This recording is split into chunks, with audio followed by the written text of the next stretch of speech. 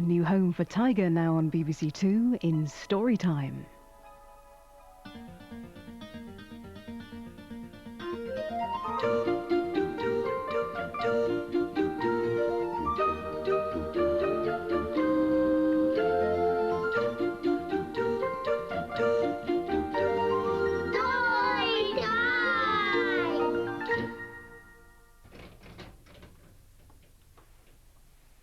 Hello. Coming, Poppy! Somewhere in this room, Poppy is hiding. See if you can help me find her. Through the jungle, quietly creeping, prowling, crawling, hiding, seeking. Aha! I can see some toes are peeping.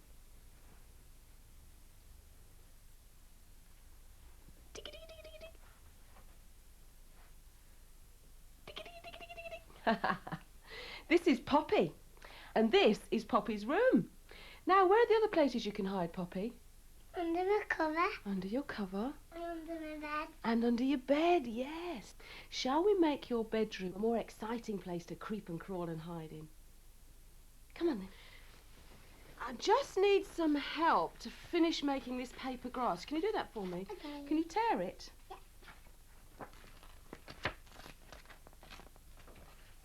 And I'll stick the grass onto here.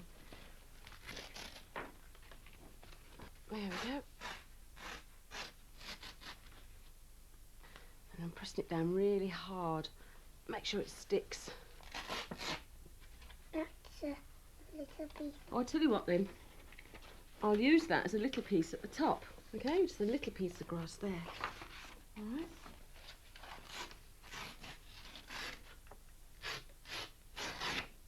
And I'll put that there.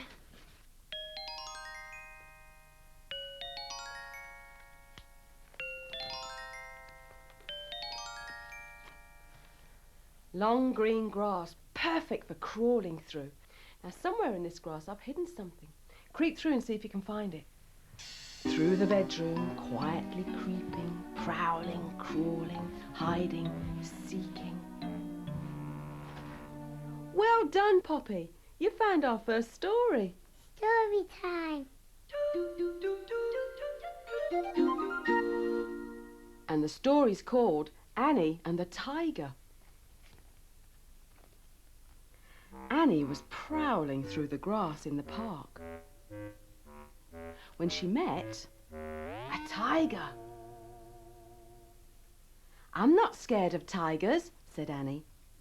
The tiger said, "Meow," and rubbed up against her. Annie stroked the tiger from the back of its head, all down its stripy back and up its furry feather of a tail. The tiger purred. But when Annie tried to pick it up, the tiger ran away. Annie ran after the tiger, through the bushes, under the bench,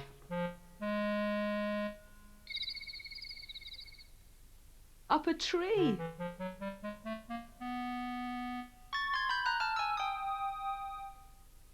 and onto the wall. Then the tiger flicked its tail and disappeared. Annie stomped home. She was wet. She was muddy. She had a hole in her trousers and water in her boots, and she didn't have the tiger.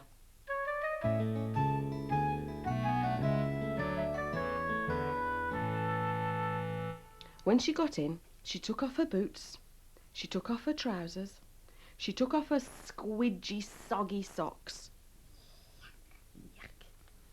And when she looked round, there was the tiger again, waving his tail from the windowsill. Look on your windowsill, Poppy. What can you see? A cat's face. Is it a cat? No. What is it? Tiger. It's a tiger, yes. What noise does a tiger make? Rah. And here are some real tigers prowling. Can you see the tiger walking through the grass? Through the grasses, tiger creeping. There it is. It's having a sit down with the family. Tiger's stripes can make them quite tricky to see sometimes. And I wonder where this tiger's off to.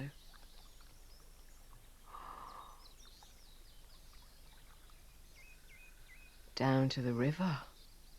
I think it's going to have a drink.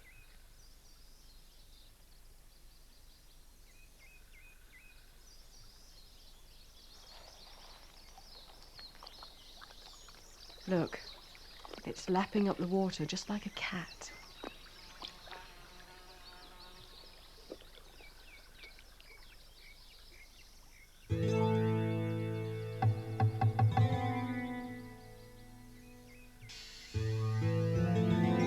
Through the jungle, tiger walking, slowly moving, seeking, hiding.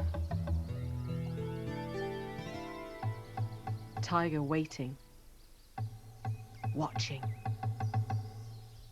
listening. Tiger rushing, running, leaping. Through the water, tiger swimming.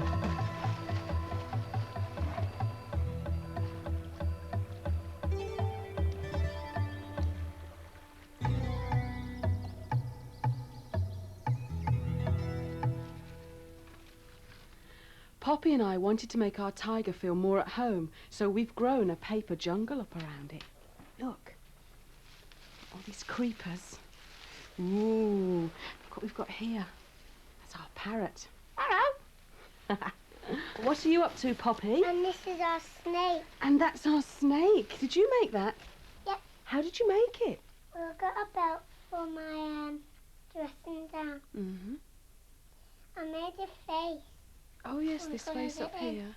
And then I stuck the dressing down belt on it. Wonderful. And the snake's climbing up the creeper. Now, I've hidden some more tigers around our jungle, Poppy. See if you can find them. Okay. Run! Through the jungle, tigers creeping, prowling, crawling, hiding, seeking. Run! Run! Well done, Poppy. You found our next story. And what's the story called? A new home for Tiger. A New Home for Tiger. Come on then, let's read it.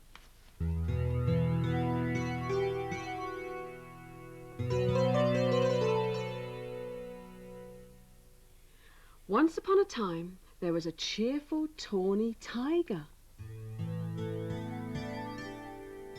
He could swim like a fish, he could eat like a horse, and each night he slept like a dormouse. One day, at dinner, Mother Tiger looked excited. "We're moving, Tiger," she told him. Then she took Tiger outside and pointed across the lake. "I've found a new house for us, and tomorrow we must pack up our things." Early next morning, Tiger put his toys in a pile. He bounced round Mum and helped load the bundles. "This is fun," he said. At last they were ready to leave. A little way along the track, Tiger stopped. He took a last look at the old house. "Hurry up, Tiger," called Mum, "or we'll never get there."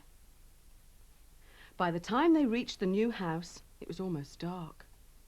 Tiger padded through the doorway and looked inside. "It's all different," he whispered after supper.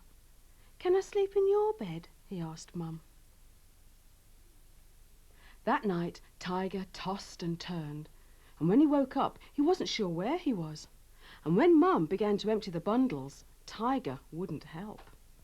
"I don't like it here," he wailed. "I want to go home." Patiently, Mum explained. "We've got a new home now, Tiger." Then she read him his favourite story and gave him a hug. But Tiger still felt grumpy. He refused to swim in the lake with the other tigers. He began to play with his food instead of eating it. And night after night he woke Mum. "I want to go home," he kept telling her. One day, Tiger packed up his things. "I'm going home now," he announced. "This is our home," explained Mum. But Tiger had made up his mind. "If Mum won't take me, then I'll go by myself." As soon as the moon came up, Tiger set off. At first, Tiger was excited. "I'm going home! I'm going home!" he sang, and he bounced along through the forest. But when he reached their old house, the moon disappeared. Tiger began to feel unsure.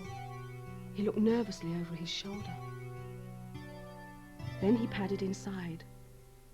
"I'm home! I'm home!" he whispered into the empty house. But home didn't feel right. There was no sound of Mum humming or snoring. There was no smell of her warm fur or a tasty meal. There was no one to give him a hug or tell him a story. Tiger felt confused. Then he realized what was wrong. Tiger bounded all the way back through the forest. Mother Tiger woke with a start. "Whatever is it?" she asked.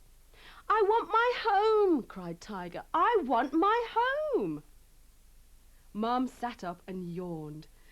"This is our new home," she began, but Tiger wouldn't let her finish. "I know that now," he cried. Then he tried to explain. "There's no home left in our old house," said Tiger, "because it's all moved here." Next morning, a cheerful, tawny tiger went out to play. He splashed in the lake with his new friends. "Come to dinner at my house," he told them. That night, Tiger bounced on his bed at bedtime. "It's time to tuck me in," he shouted to Mum. But Mum was still clearing dinner, and by the time she came in to Tiger, he was sleeping like a dormouse.